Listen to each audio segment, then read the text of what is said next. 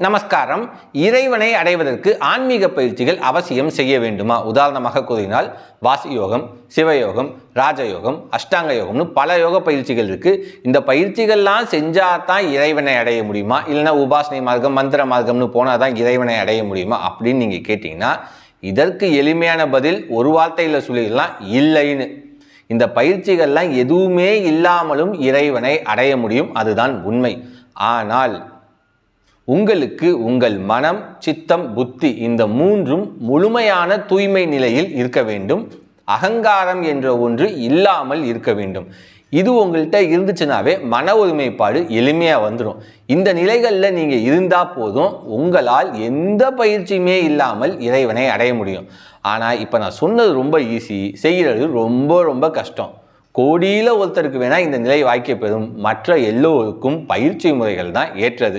அந்த கோடியில் ஒருத்தர் பார்த்தீங்கன்னா ஞானத்தில் ஞானம் அப்படிங்கிற கடைசி பாதத்தில் இருக்கக்கூடிய ஒருத்தர், பிறப்பிலேயே ஞான நிலையை அடைந்த ஒருத்தர்னு கூட நம்ம சொல்லிடலாம். அவருக்கு இந்த பயிற்சிகள் எதுவுமே தேவையில்லைங்க. மற்றவங்க எல்லாருக்குமே பயிற்சிகளில் உள்ள படிநிலை மூலமாக கடைசி நிலையை அடைதல், அதுதான் கரெக்டு.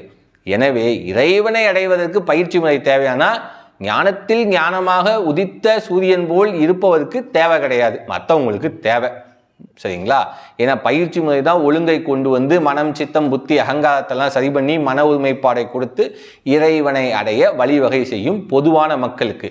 ஏன்னா இந்த காலகட்டத்தில் உள்ள வாழ்க்கை முறையில் மனம், சித்தம், புத்தி, அகங்காரத்தில் தூய்மை நிலையில் இருப்பது, அகங்காரத்தை முற்றிலுமாக விலக்கி வைப்பதெல்லாம் அவ்வளவு எளிமையான காரியம் இல்லை.